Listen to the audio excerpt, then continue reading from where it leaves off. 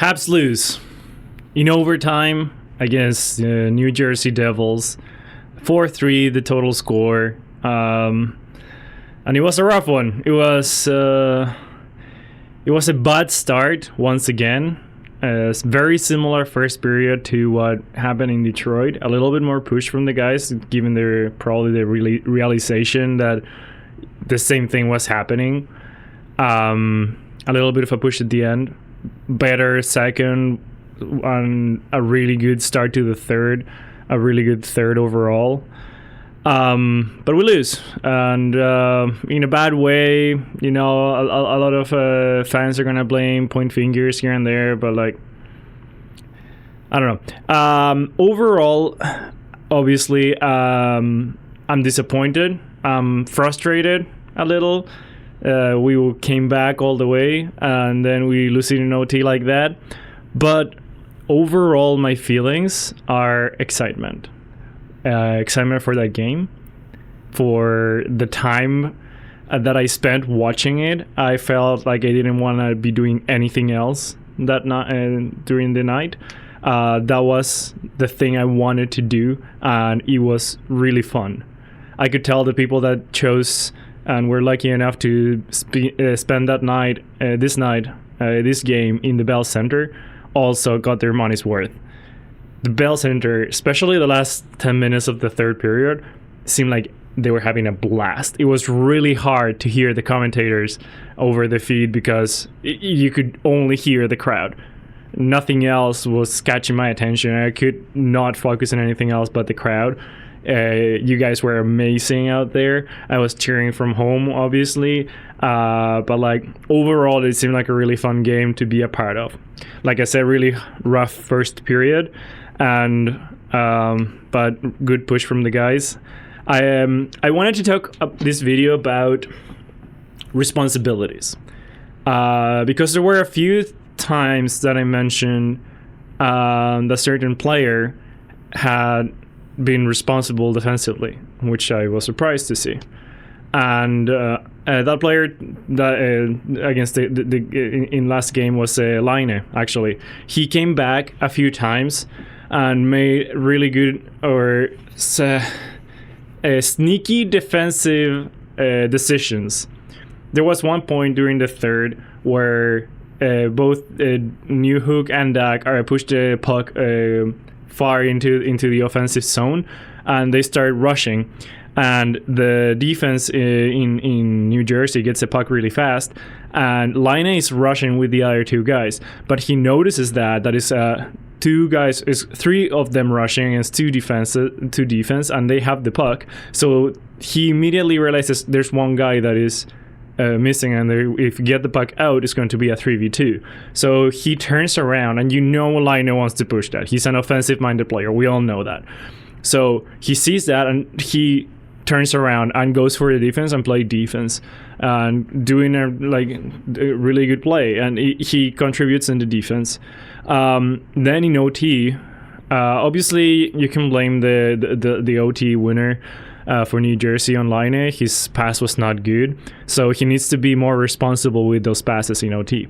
But before that, there was a point where he gets a pass, and he's the last man. He's the one at the back, and he has a lane where he can shoot it.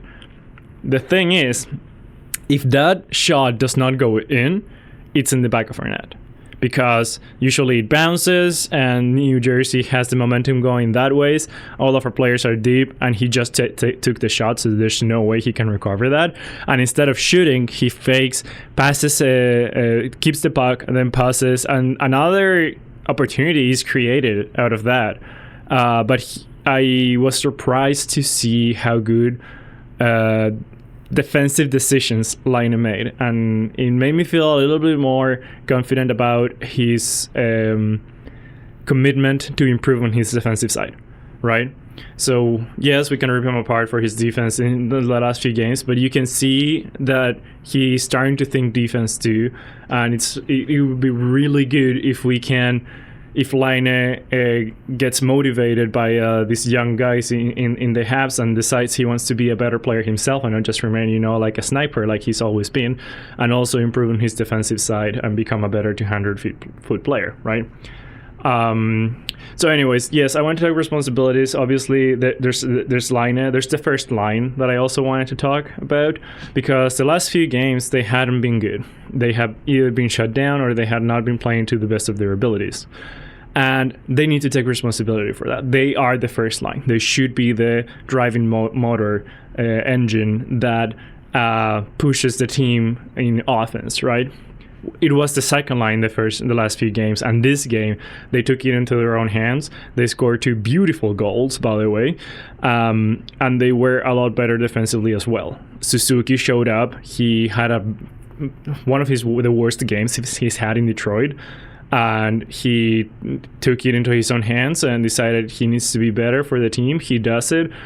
He shows with example. You love to see that from your captain, right? And the rest of the team follows. When the first line is playing, I feel like the rest of the team plays more as well. They see these guys having a blast, and I don't know if you've watched the Habs live videos or recordings they do like behind the scenes. Caulfield has this aura that just transmits good vibes to everyone around him, or that's how it looks like, at least. So you can see that when the first line, especially Caulfield, is having a blast in the eyes, the other ones, like, they get hungry. You know, when you look, and I'm pulling this from Haikyuu 100%, if you've seen that anime. If you haven't, it's a really good volleyball anime. Anyways, I digress. When you see someone that is enjoying a meal, you get hungry, right? Because it's really good. So they see Caulfield enjoying it. It's like if he was eating a really good meal, and the whole team gets hungry, or that's at least how I feel, how I see it. So Caulfield is having a blast, and the other team, then you start seeing the rest of the team that hadn't been playing good. The line that Martin put out today, like our shutdown line, was Evans with Armia, and instead of having Peseta in their line, they moved Peseta to the Dvorak line, and they have Anderson.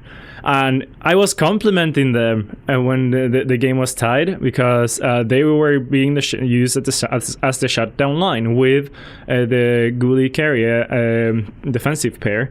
So it's all of our shutdown guys. It's Evans and Armia, who are our first penalty kill unit, and then Anderson, who is part of our second penalty kill unit, right? Those are defensively responsible guys. And in the first period, they were not responsible enough. I forget who it was. Brad just walks on Evans, and he doesn't take his man. Like, he allows him to go inside the middle, take the slot, and feed. Who was it? Nico Hischier for the first goal. It was that line on the second goal as well. The Evans, Armia, Anderson line who are out there, and they are our shutdown guys. They are a shutdown line, and they are not responsible enough this game. They're not playing well, and then when the first line starts doing really well, they get hungry. And the third/fourth, the Dvorak line, gets hungry as well, and they start playing really well. The second line started from the get-go, being really good offensively. I still consider them that double-edged sword, where they're really good offensively, they're fairly bad defensively, but they get things going, right? Newhook was a little bit more quiet today. Not that he was bad, he was also really good. It's just he had been outstanding the last few games. So a little bit more quiet on Newhook there from what I saw. I wanted to compliment Peseta, actually, because he took responsibility of his new role. He's playing with Dvorak and Gallagher. He's not in the fourth line anymore. He shouldn't be playing a fourth line role. Like, he was put into the Evans Armia line, but the Evans Armia Heinemann line were not playing your typical fourth line identity line. They were playing skilled, responsible hockey. And Peseta, I think, was still doing that fourth line, just go out, hit a few people, set the tone, and go back into the bench, right? So I think he played a lot better with Dvorak and Gallagher. He lasted all the way until the last shift of the second, where he was benched, and then he was out there for the first few first few shifts of the third period. So I think they trusted him a little bit more in that role. Before, in the other games where he was with Evans and Armia, he had been benched during like half the second, even before that. This time he was benched a lot later in the game, even though we were still trailing. What else I wanted to say? The defense in general. So I wanted to see the defense be better. We still allowed a lot of shots in the first. Like I said, it was fairly similar to the first period we played in Detroit, which was not a good period, right? But a lot of the shots, again, were from the outside. Obviously, we're down 2, so you can't really give them any benefit of the doubt, right? But, yeah, I thought they were a little bit better in defense, but not what you want to see. If you keep on this defense, you start thinking that this is the norm and it wasn't a fluke the last few games where the defense had not been good, right? So they need to tighten up there, and I thought they did during the second. The third, obviously, they defended with all their heart, and you love to see that, especially from a young team. It means that they really believe in the jersey and in the team and in each other, and they're just sacrificing the body out there for each other and for the team. You love to see that. You'd like for that kind of play to not be necessary in a way, because that was only happening because we were allowing them to have the puck, we were allowing them all those scoring chances, and it was necessary for our guys to jump on into the puck to block it, right? So amazing to see. I had a lot of fun watching that. I had a lot of fun hearing the roar of the crowd, the standing ovation for defense. I had never seen that before. That was nuts. I was like, it sounds like they just scored, but it was Goulet blocking his 5th shot in a shift. Goulet, holy shit, that guy has no regards for his body. It belongs to the Habs, and like you see it every game that he goes to the bench all bruised up and like in a lot of pain. He's leaving his body out there, and it's really fun to see. It's really, I don't know, endearing. It put tears in my eyes. I was all teary when I started hearing the crowd go nuts for that. I was like watching an epic movie. I don't know. I even said out loud, like, it feels like I'm watching 300 out here. All the guys just like all the sacrifice for each other and like the camaraderie that they have. It was really, really fun to watch. So you love to see that kind of defense. You love to see that they can do that. You prefer if that wasn't necessary a lot of the times, and it has been necessary the last few games. So hopefully they take the responsibility to improve that, to pay attention to their game again and see where they can improve to keep them again to the outside and not allow so many high scoring chances, right? I think they're trying the same, and what I'm guessing without any hockey experience is that the other teams have figured out how to play against the Habs, how the Habs try to keep the teams to the outside, and they're doing moves to break one defender, and once they break one defender, they are in the middle of the ice, and since all of our guys are trying to push them to the outside, we just leave the middle open, and they are exploiting that and capitalizing on the chances that we are offering from there. Check the goals out for the last 3 games-ish. A lot of them have been someone with skill cutting into the middle, breaking the defense of their man, and opening up the middle of the ice, and then they give a pass to whatever lane opens up. Speaking of Lane Hudson, I think played a little bit better. I think he's a little bit in a slump. You know, it always comes for rookies. He's still a rookie, and we put so many responsibilities on him. So I think he played better. Obviously not his best game either. That giveaway in front of Dobish, my God. I know that it's to be expected. I've also come to expect of Hudson that he will never make the same mistake again. So hopefully he learns from the few mistakes he had this game and keeps on improving, because he's that kind of guy. He's smart, he's dedicated, he hates making mistakes. You can see it. And apparently he trains really, really hard.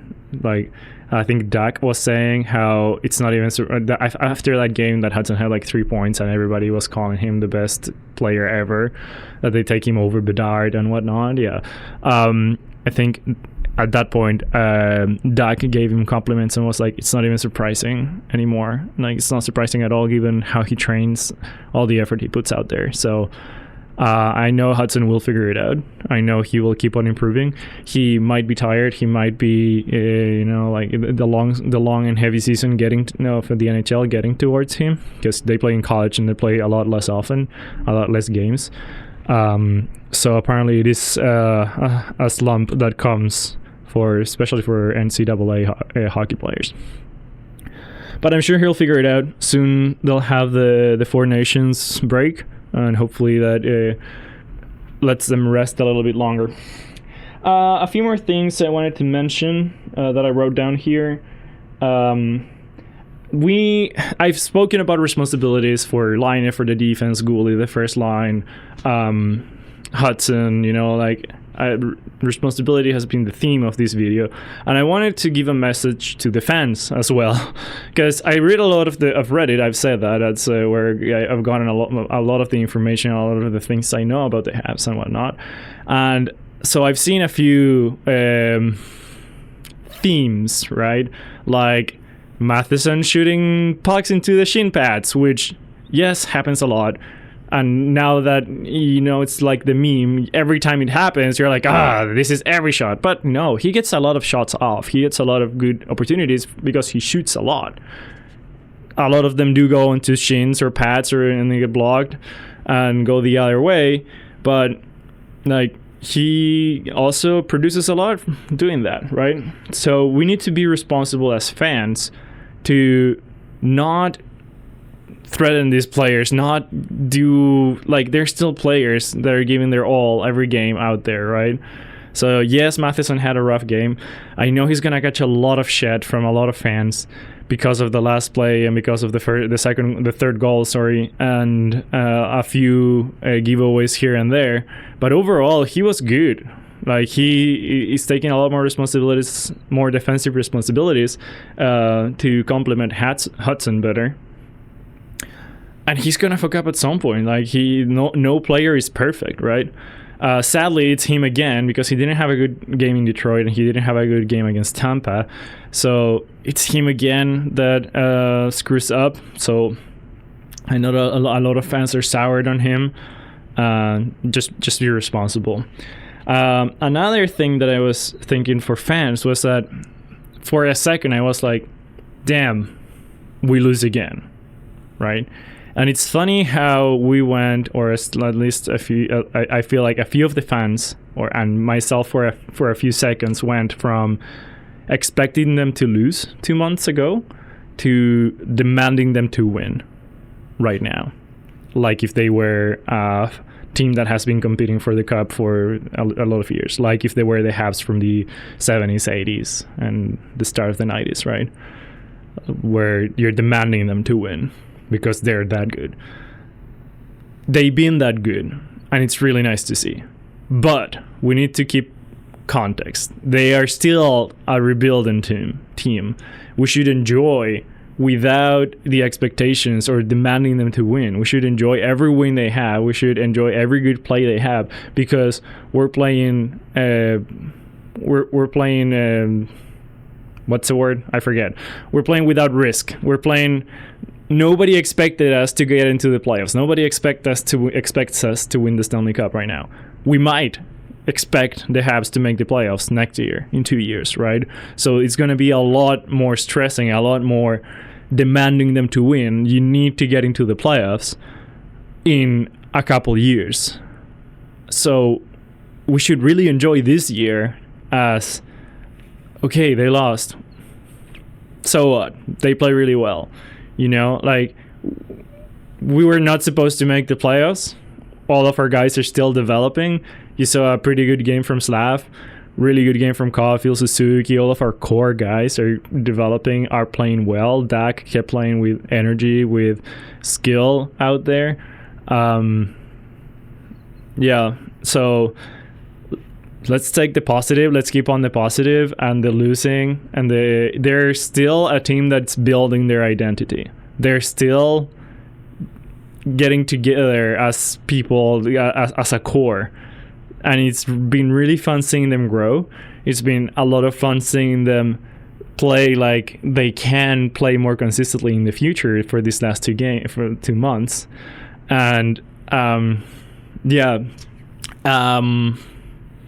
hopefully they can win the next one. Hopefully we got 1 point out of this one, so the last 2 games we've gotten 1 out of 4 possible.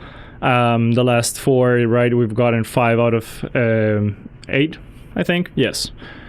So it's not too bad of a period, of a time frame, but they're starting to lose a lot more than they had before, right? Before they went on a super heater, and now in the last week, the last 7 days or 8 days, we've lost 3 times against the Leafs, Detroit, and now today against New Jersey, right?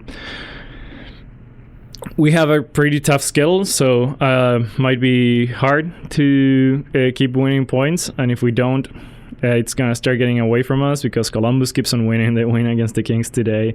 The Maple Leafs are not doing us any favors, and they lose against Columbus on Wednesday and against the Senators today.